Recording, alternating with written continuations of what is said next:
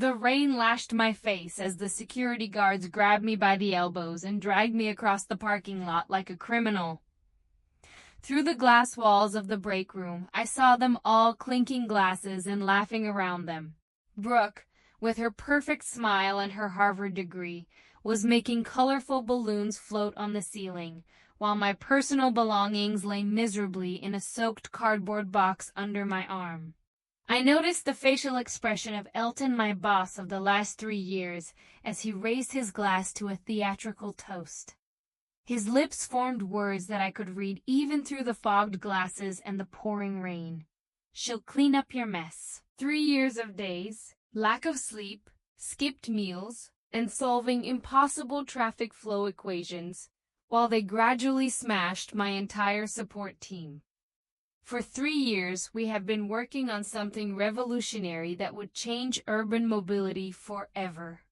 We are exploring alternative methods, had Elton announced half an hour earlier while pushing an empty box over his glass table. Someone with, let's say, more conventional approaches. I didn't beg, I didn't scream, I just nodded mechanically as something essential inside me, like aluminum foil collapsing into itself.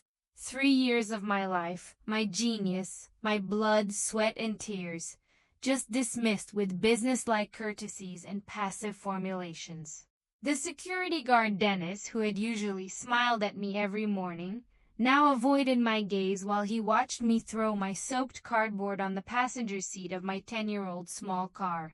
Protocol, he muttered almost apologetically. I sat in my car and watched through the misted windows as the party went on. They had spent months building up Brooke, the rising star with the impressive credentials who questioned my methods at every meeting. Wouldn't a traditional system be more sustainable? She asked, because she had never experienced the chaos of a real transport network under pressure. I turned the key, and my car started jerkily. Conventional methods, traditional structures. That was a veiled way of saying, we do not understand your genius, so we replace you with something familiar. The highway stretched out in front of me, while my wipers were waging a hopeless struggle against the pouring rain. I would invest everything in this transport system. My creativity, my intuition, my essence. And now someone else wants to claim it for himself. Wait a minute.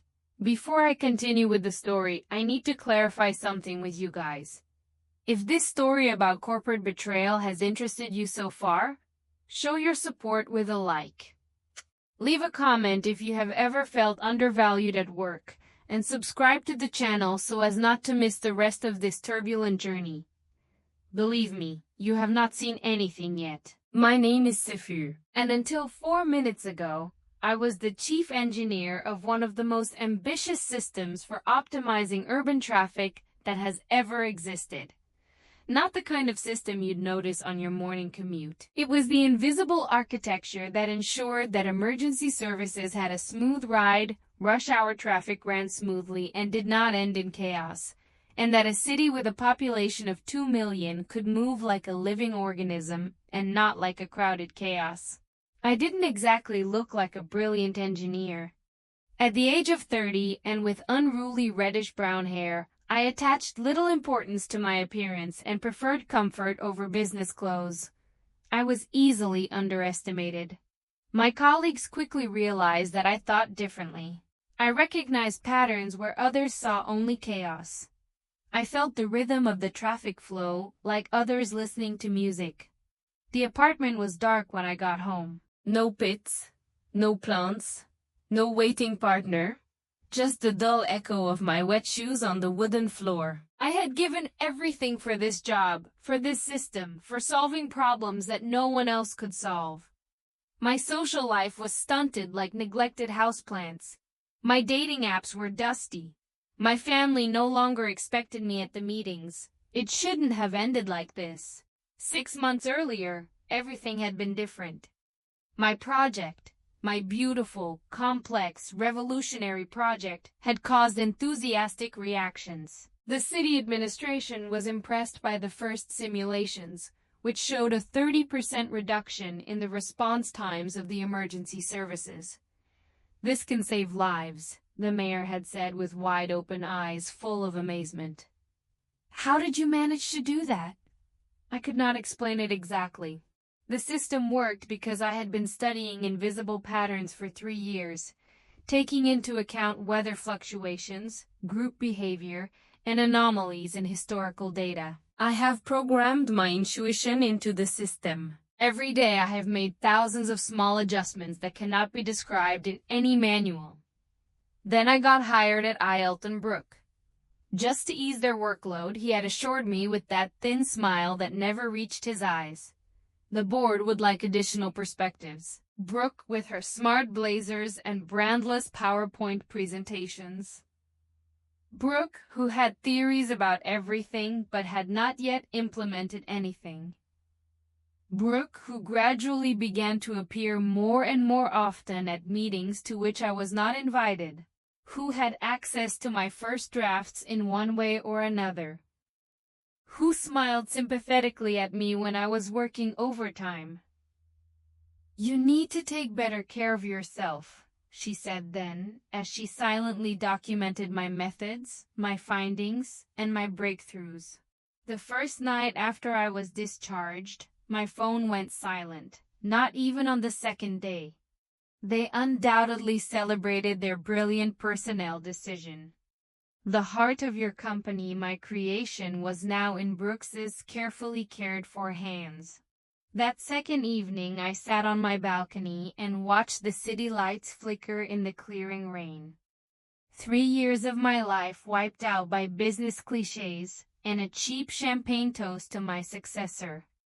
I had been close to believing my genius would protect me, that the creation of something irreplaceable would make me irreplaceable myself.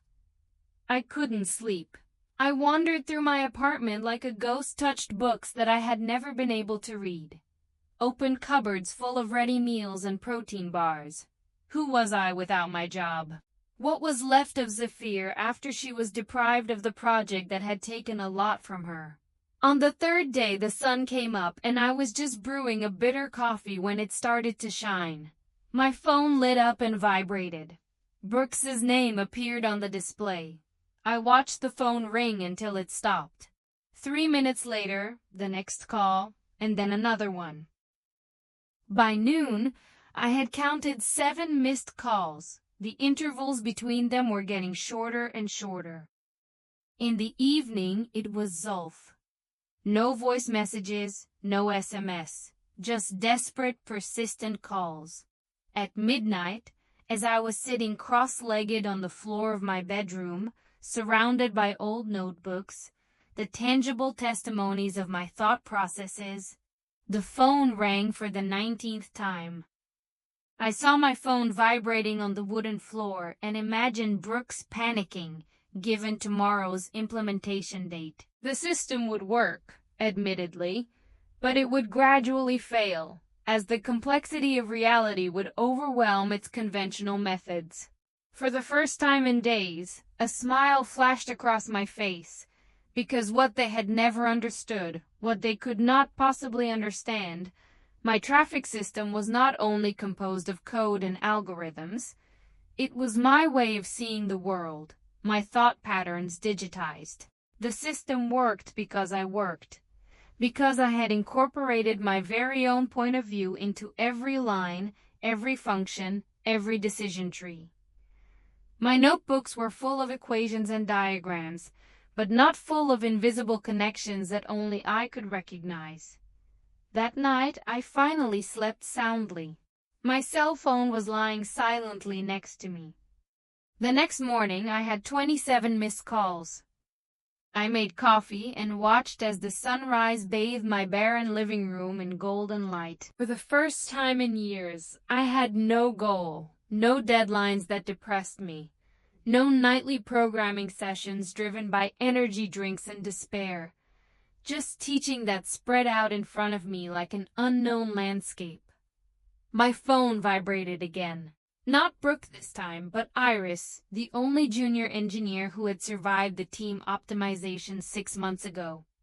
I hesitated for a moment and then answered she. Her voice was muffled. Urgent. It's breaking down. The entire network in the northern quadrant was shut down yesterday afternoon. Ambulances did not come through. They had to send helicopters to 3 different emergencies. I said nothing. Just listened to her quick breathing. Brooke is constantly trying to recalibrate everything with the default settings, but this only makes everything worse. Elton is completely freaking out. The mayor called twice yesterday. That sounds difficult, I replied in a neutral voice. Difficult. It's a nightmare. The board has called an emergency meeting.